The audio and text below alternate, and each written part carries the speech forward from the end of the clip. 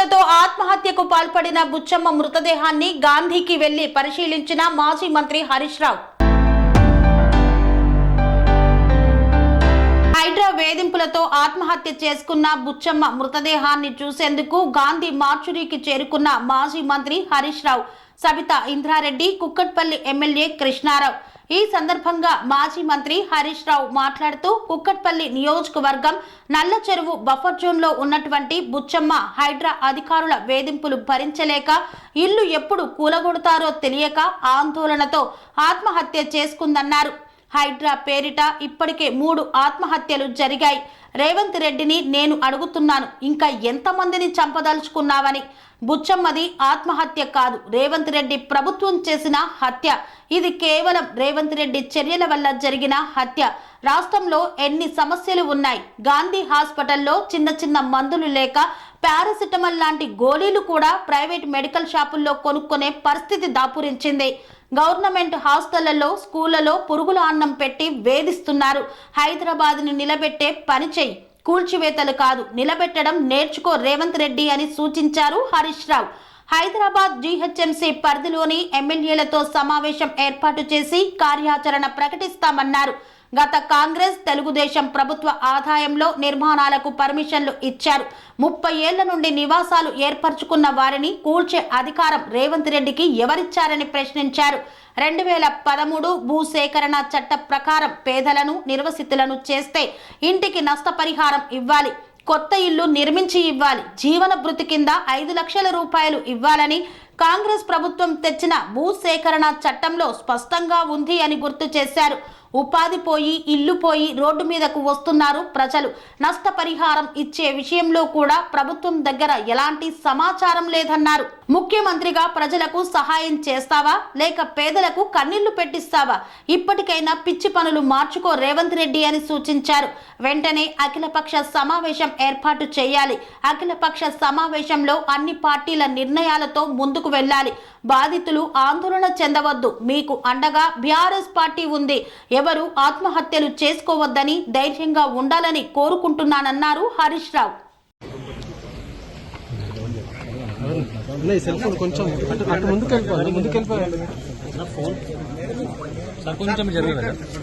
కుక్కట్పల్లి నియోజకవర్గం నల్ల చెరువు బఫర్ జోన్ లో ఉన్నటువంటి బుచ్చమ్మ గారు ఈ హైడ్రా అధికారుల వేధింపులు భరించలేక ఎప్పుడు తన ఇల్లు కూలగొట్టారనేటువంటి ఒక ఆందోళనతో నిన్న ఆత్మహత్య చేసుకోవడం జరిగింది. ఇవాళ ఈ హైడ్రా పేరిట ఇప్పటికే 3 ఆత్మహత్యలు ఈ హైదరాబాద్ నగరంలో జరిగాయి. అంటే రేవంత్ రెడ్డి గారిని అడుగుతా ఉన్నా, ఇంకా ఎంతమంది నువ్వు చంపదలుచుకున్నావు?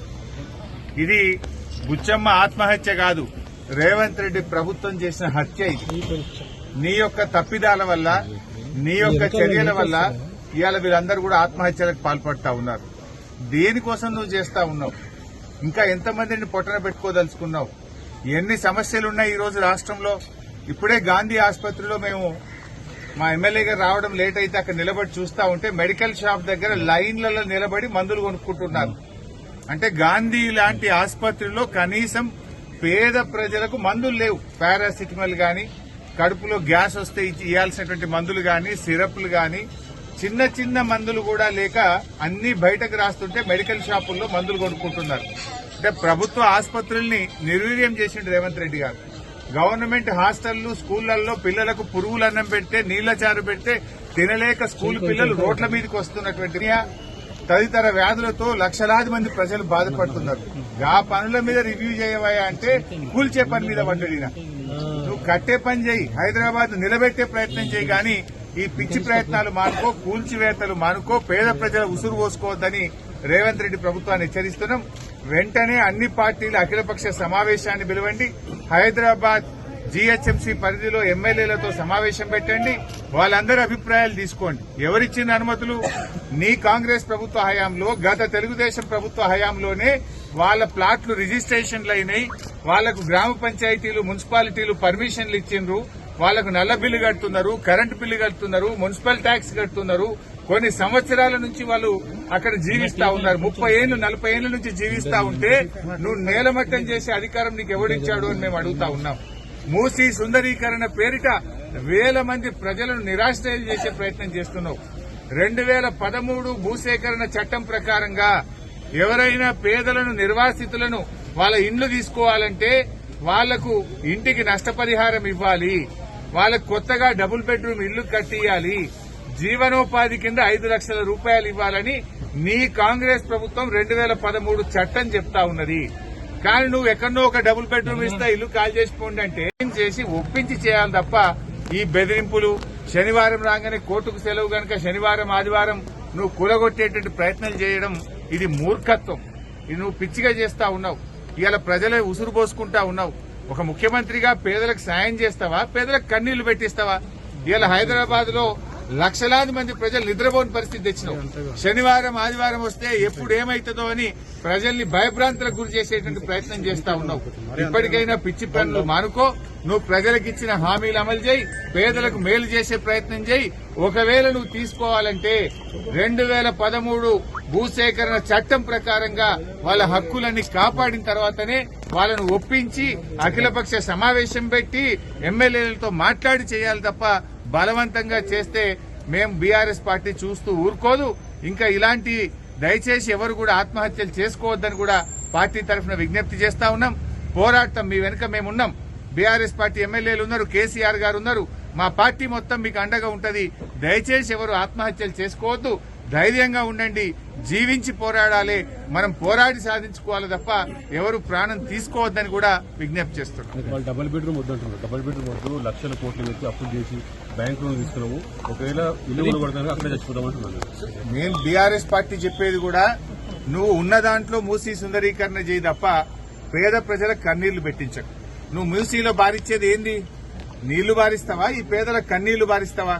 ఈ పేదల రక్తాన్ని బారించాలనుకుంటున్నావా? నువ్వు ఏం చేయాలనుకుంటున్నావు అసలు? నువ్వు ఎవరి కోసం?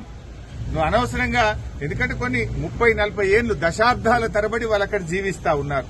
వాళ్ళని ఒక రోజులో నువ్వు తీసేస్తే నువ్వు ఎట్లయితుంది? పొద్దున్న లేస్తే వాళ్ళ పిల్లలు ఆడ చదువుకుంటారు, వాళ్ళ కుటుంబం భార్య ఒక దగ్గర పనిచేస్తుంది, భర్త ఒక దగ్గర పనిచేస్తుంది. నువ్వెక్కడనో డబుల్ బెడ్రూమ్ ఇచ్చి పొమ్మంటే ఆడ పని దొరుకుతుందా?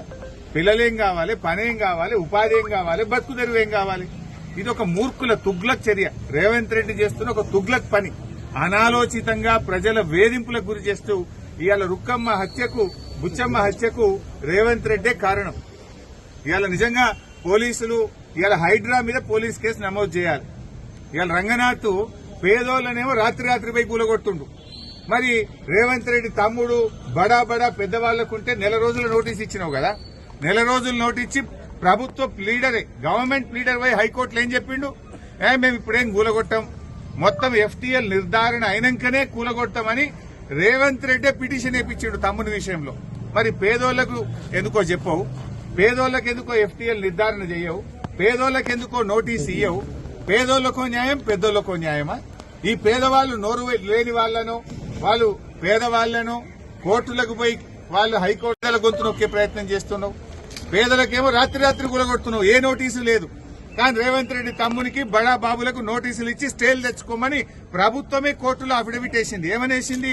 మేం కూలగొట్టాం, మొత్తం ఎఫ్టీఎల్ నిర్ధారించిన తర్వాతనే కూలగొట్టాం అంటే అప్పటిదాకా స్టే అని హైకోర్టు ఇచ్చింది. మరి అన్ని చెరువులకు కూడా ఎఫ్టీఎల్ నిర్ధారణ చేయాలి కదా. మరి గతంలో ఎవరెవరైతే వీడికి పర్మిషన్లు ఇచ్చిండ్రో దాని మీద చర్య తీసుకోవాలి కదా. ఇప్పటికైనా ఈ పిచ్చి ప్రయత్నాలు మానుకోవాలని హితోపలు. స్వామి బోధానంద గోసేవ ఆశ్రమం, సైథాపూర్. జ్యోతిష్యం, వాస్తుశాస్త్రం మన పూర్వీకులు మనకిచ్చిన వరం. దుర్గాదేవి, కాలభైరవ ఉపాసనతో వాక్సిద్ధి పొందిన శ్రీ బోధానందగిరి స్వామివారు మీకు ఎలాంటి సమస్యలున్నా, వాటిలో ముఖ్యంగా ధన నష్టం, ఆరోగ్య నష్టం, భార్యాభర్తల మధ్య గొడవలు, ప్రేమించుకున్న వారు దూరం అవడం, ఎన్ని సంబంధాలు వచ్చినా పెళ్లి ముడి పడకపోవడం, రోడ్డు ప్రమాదాలు, అప్పుల బాధలు, వ్యవసాయంలో నష్టాలు, పెద్దల మాట పిల్లలు వినకపోవడం, ఆరోగ్య శాంతి, గృహశాంతి, మనశ్శాంతి లేకపోవడం, ఇలాంటి సమస్యలు ఉన్నట్లయితే ఒక్కసారి స్వామీజీని కలవండి. మీ సమస్యలకు తగిన పరిష్కారాన్ని పొందండి.